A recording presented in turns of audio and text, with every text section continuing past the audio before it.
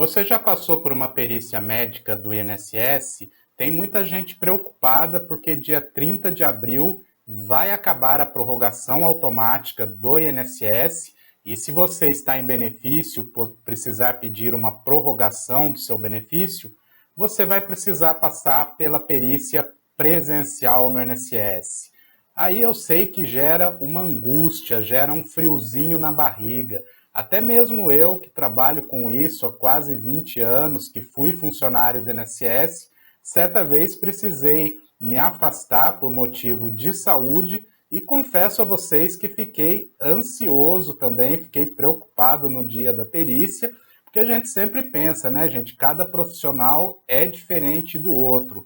Um juiz vai julgar uma causa, ele julga com uma cabeça, outro juiz julga, obviamente, com outra cabeça. Vocês já ouviram aquele ditado, né? Cada cabeça, uma sentença. Na perícia médica do INSS também é a mesma preocupação. Será que o perito que eu vou passar é um bom perito, vai avaliar corretamente os meus laudos aqui, os meus problemas de saúde e vai concordar com o meu médico, que o INSS chama de médico assistente, e vai me afastar do trabalho? Ou será que é um perito que nem vai olhar meus laudos, nem vai olhar os meus documentos e já vai negar o benefício?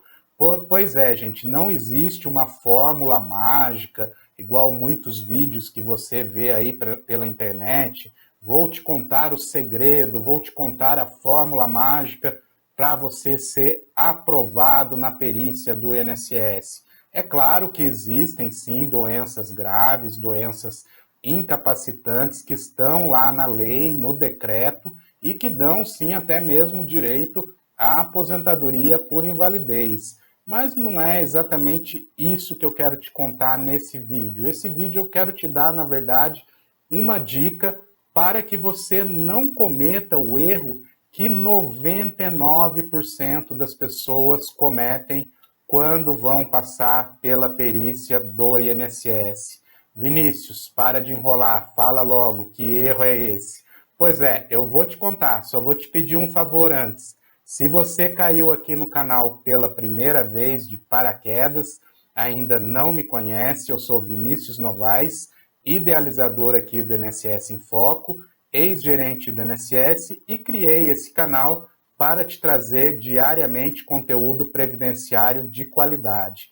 Portanto, se você ainda não é inscrito, não é inscrita no canal, já se inscreva, dê aquele like da confiança, porque aqui é tudo de graça, tá bom? Muito bem, gente. Então, que erro é esse que 99% das pessoas cometem ao passar pela perícia do INSS?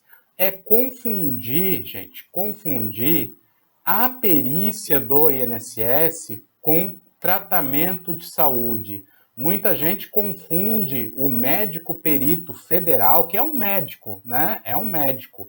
Porém, ele é um perito. O que que o perito faz? Qual que é a função do perito do INSS? Ele não vai te tratar, ele não está preocupado com a sua doença, com o que você tem. Ele está preocupado se a sua doença te incapacita ou não para o trabalho. É diferente do seu médico assistente, seja o médico do SUS, do postinho que você passa, ou seja o médico particular que te acompanha no seu tratamento. Ele quer tratar a sua doença, quer que você melhore. Então, quando você vai numa consulta médica, você vai falar todos os seus sintomas, o que você está sentindo, se já é um retorno, você vai levar os exames para o médico avaliar e ele vai ver o tratamento que ele está fazendo, se está surtindo resultado, se precisa mudar alguma coisa. É isso, não é?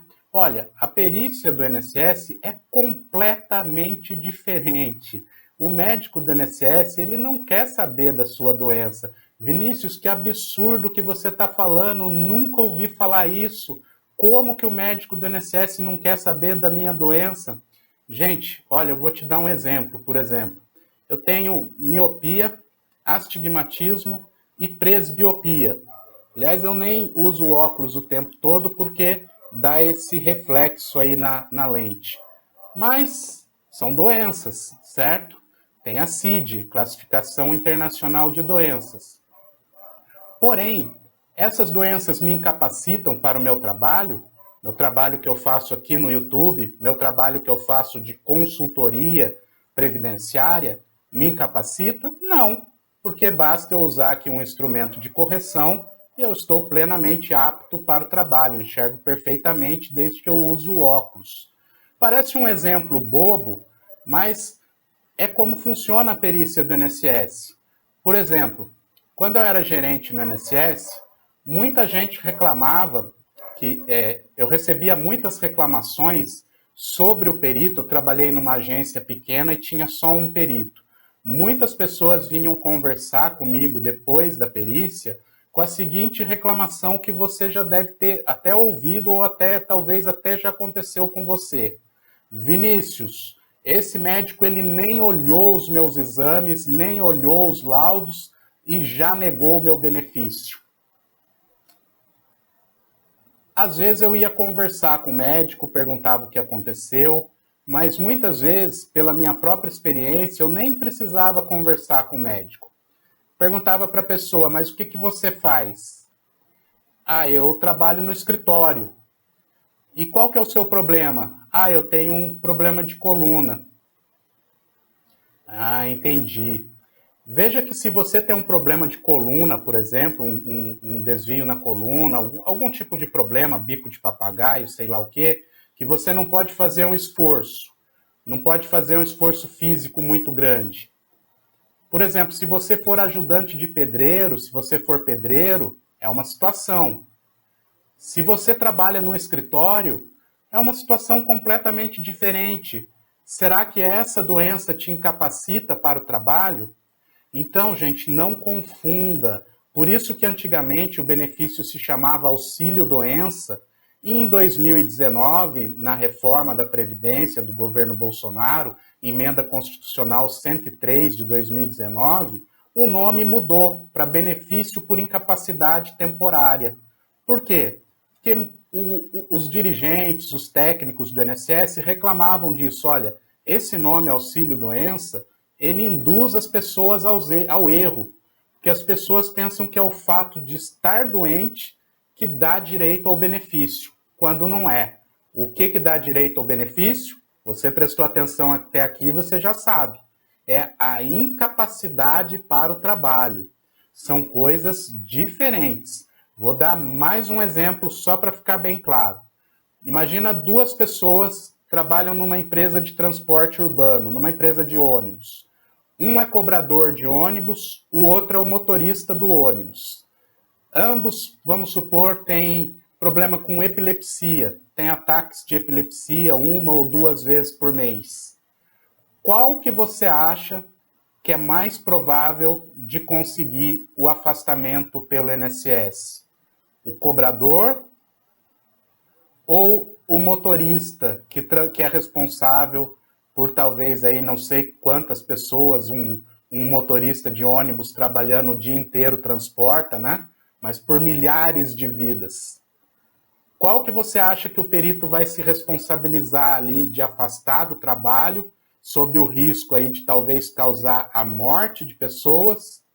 O motorista ou o cobrador? Ah, então o cobrador não tem direito ao benefício? Não, não é isso que eu estou dizendo, gente. É que cada caso é um caso.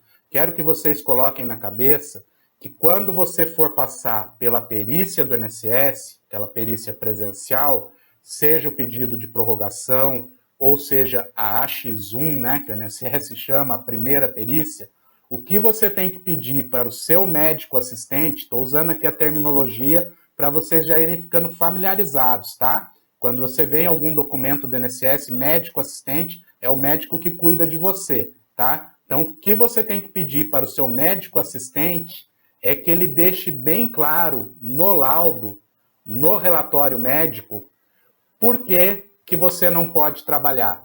Entenderam? Por que a sua doença te incapacita do trabalho? Então, fulano de tal tem problema na coluna, não pode trabalhar porque não pode fazer esforço na função de ajudante de pedreiro. Fulano de tal é motorista, não pode trabalhar porque corre o risco de ter um ataque epiléptico e causar um acidente de trânsito. Ficou claro, gente? Então não cometa esse erro que 99% das pessoas cometem: confundir a perícia do INSS com tratamento de saúde. Forte abraço, fique com Deus e até o próximo vídeo.